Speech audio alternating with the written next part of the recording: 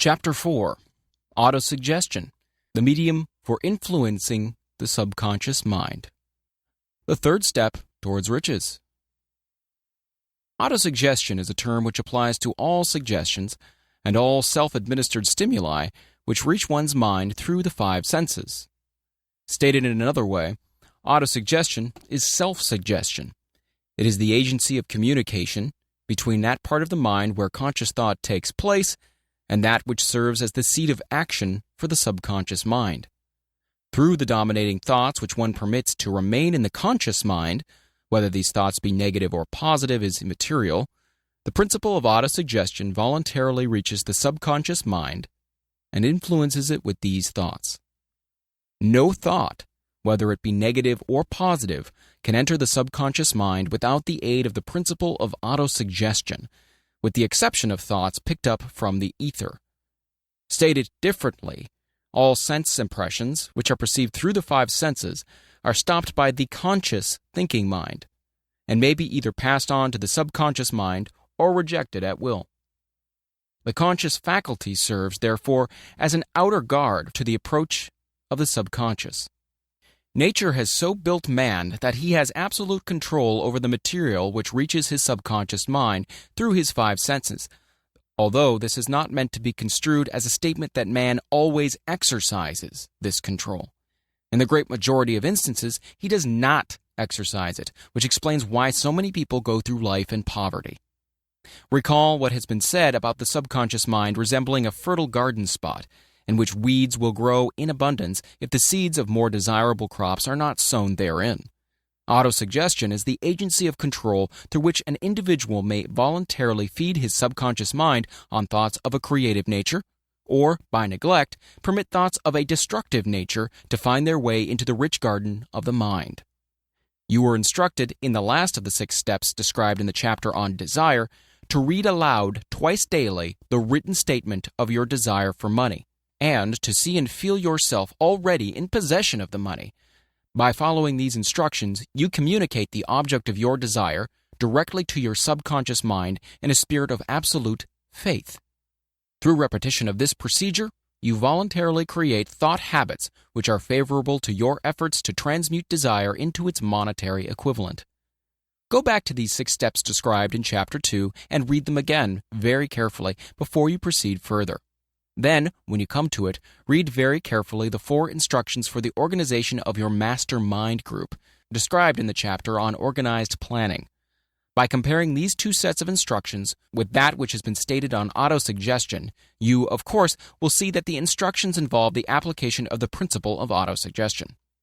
Remember, therefore, when reading aloud the statement of your desire, through which you are endeavoring to develop a money consciousness, that the mere reading of the words is of no consequence unless you mix emotion or feeling with your words.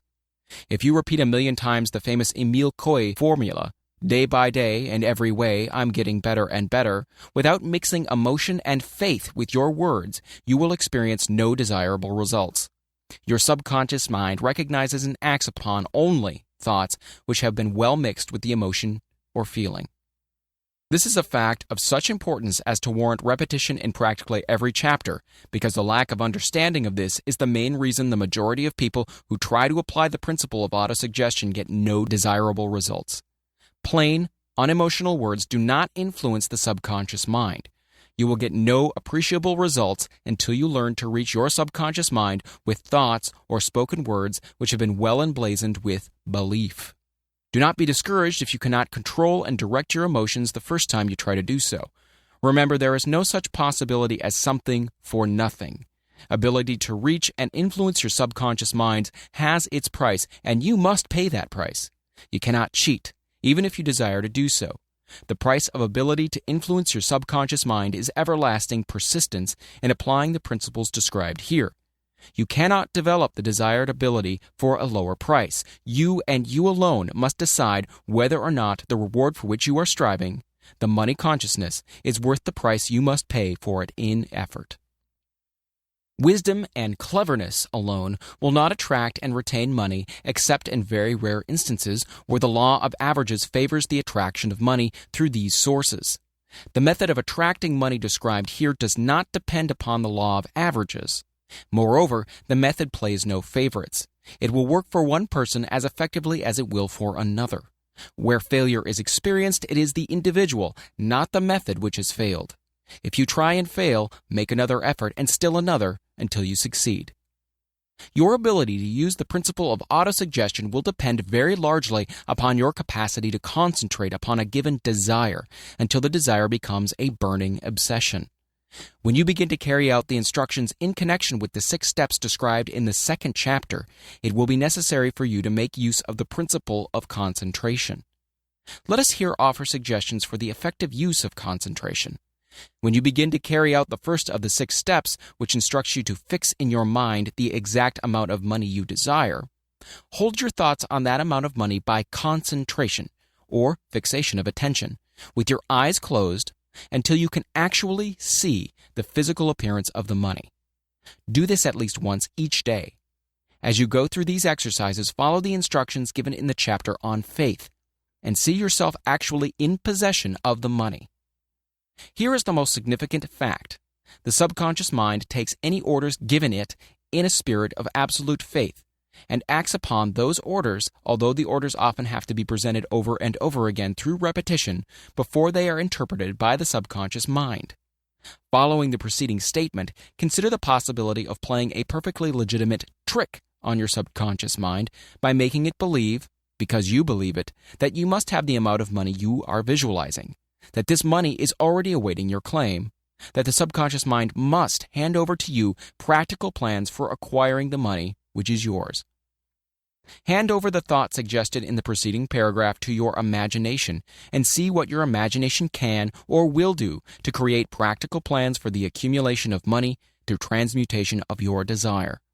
Do not wait for a definite plan through which you intend to exchange services or merchandise in return for the money you are visualizing, but begin at once to see yourself in possession of the money, demanding and expecting, meanwhile, that your subconscious mind will hand over the plan or plans you need. Be on the alert for these plans, and when they appear, put them into action immediately.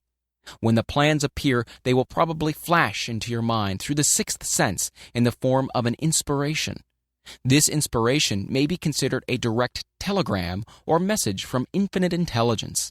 Treat it with respect and act upon it as soon as you receive it. Failure to do this will be fatal to your success. In the 4th of the 6 steps, you were instructed to create a definite plan for the carrying out your desire and begin at once to put this plan into action.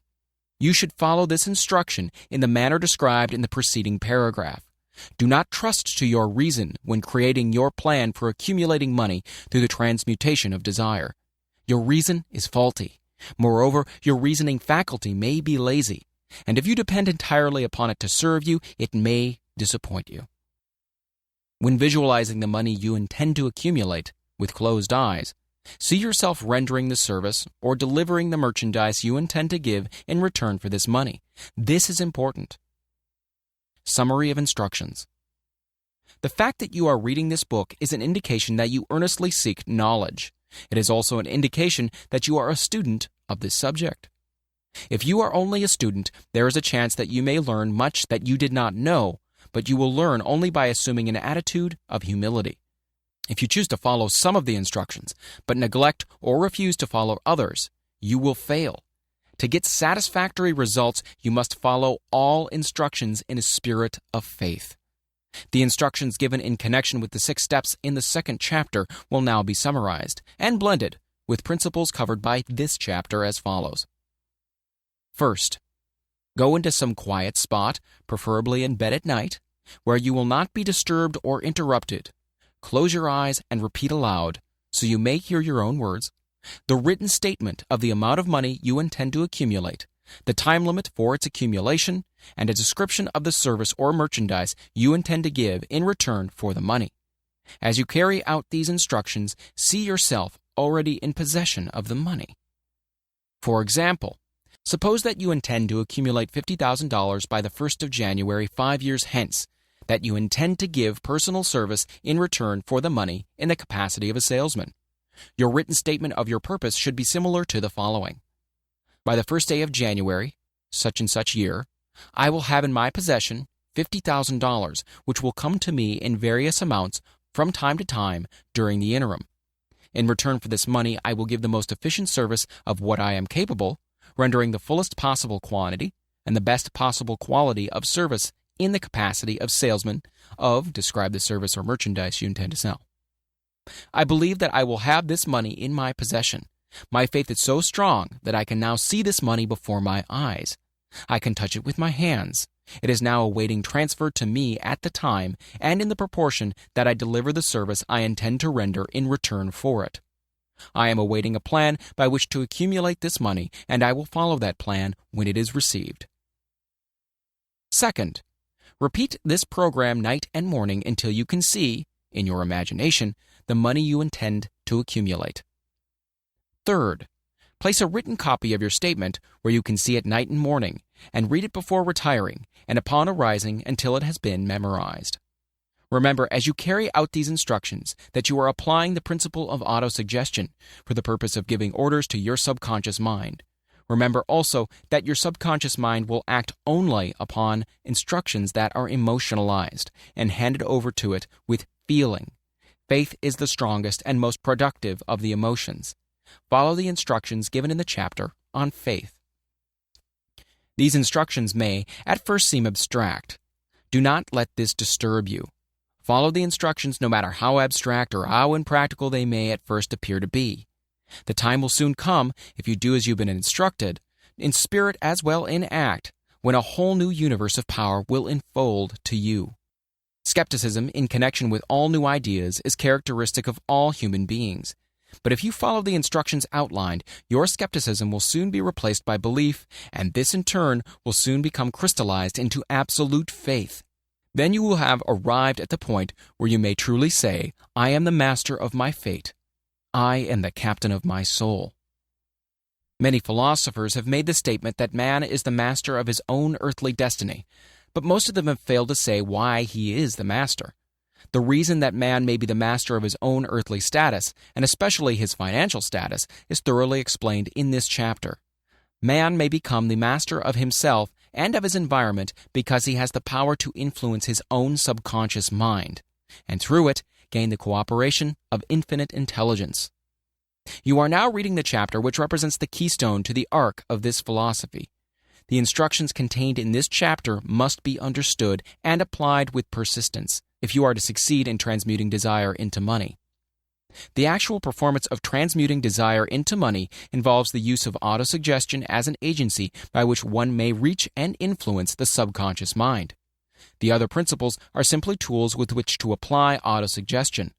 Keep this thought in mind, and you will at all times be conscious of the important part the principle of autosuggestion is to play in your efforts to accumulate money through the methods described in this book. Carry out these instructions as though you were a small child. Inject into your efforts something of the faith of a child.